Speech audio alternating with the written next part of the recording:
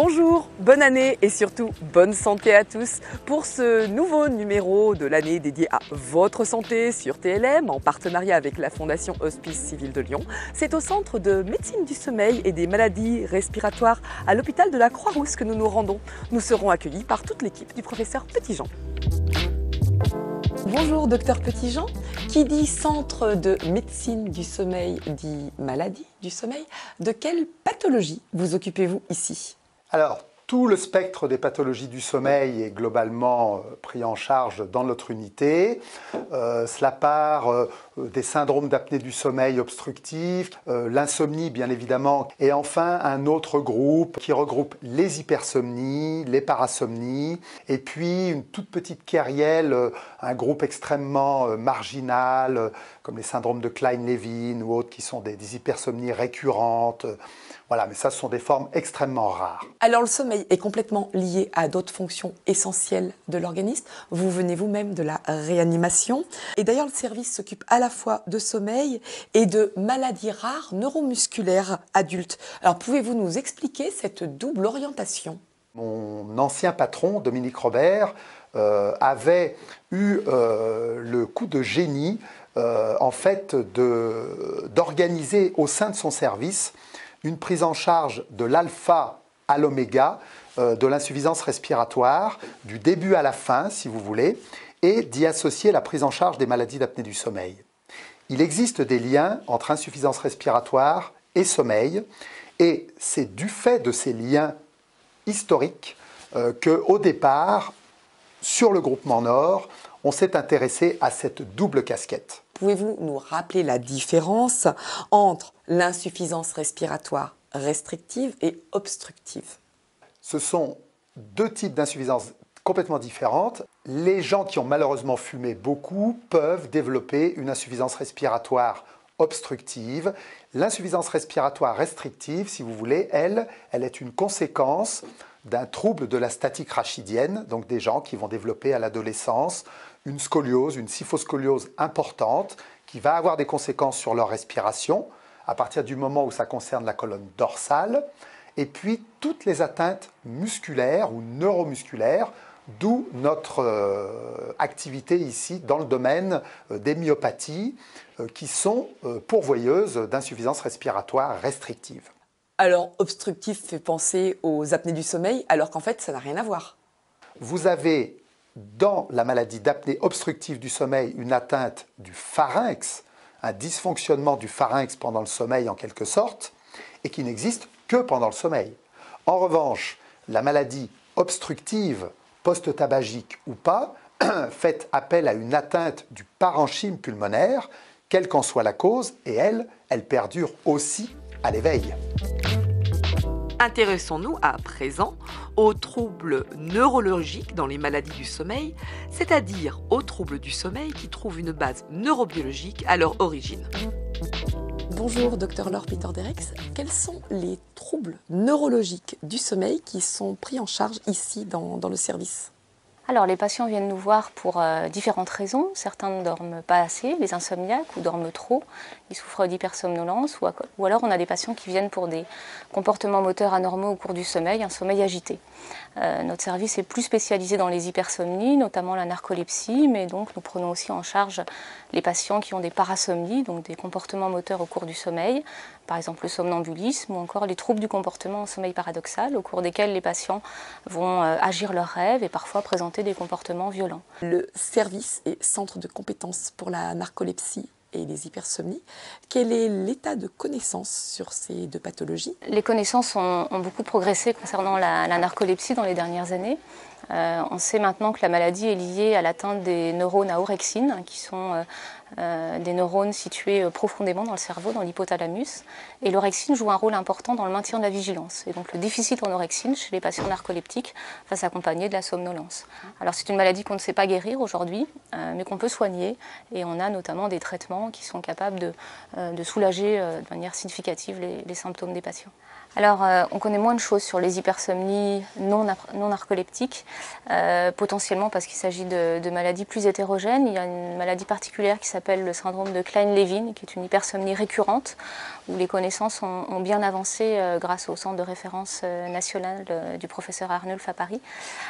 Pour les hypersomnies qu'on dit idiopathiques, il est probable effectivement qu'il s'agisse parfois de maladies un peu différentes et on espère par contre que la recherche avancera pour ces patients aussi. Damien Decran a rencontré un patient souffrant de narcolepsie et qui a accepté de témoigner. Un reportage.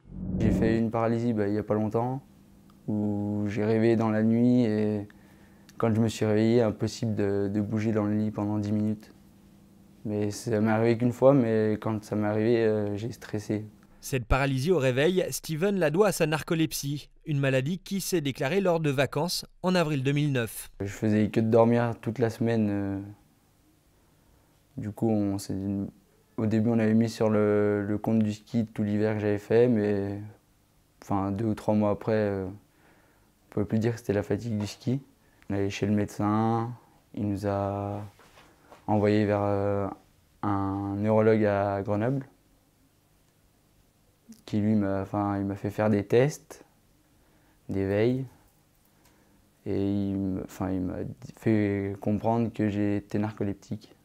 Je m'endormais à table, je me posais 5 minutes sur le canapé et je m'endormais directement. À l'école aussi, presque dans tous les cours. Après une première phase de traitement inefficace, Steven est alors dirigé vers l'hôpital Femmes-Mères-Enfants de Lyon. J'ai passé des nuits à l'hôpital pour faire des tests de somnolence, pour savoir combien de temps je dormais, si c'est vraiment du sommeil profond ou pas. Et là, ils se sont rendus compte que j'avais pas du tout de sommeil profond. J'avais que du sommeil paradoxal. Du coup, c'est pour ça que je dormais la journée en fait. Je suis tout décalé. Parmi les conséquences de sa narcolepsie, des cataplexies qui sont des pertes brutales du tonus musculaire, mais également une prise de poids importante. J'ai fait de la dépression, j'étais sous antidépresseurs pendant 3 ans. J'ai fait des tentatives de suicide, je voulais faire des tentatives de suicide, à un point où tout le monde se moquait de moi, du coup j'en avais marre de la vie. Ils me disaient que je dormais pas la nuit, que...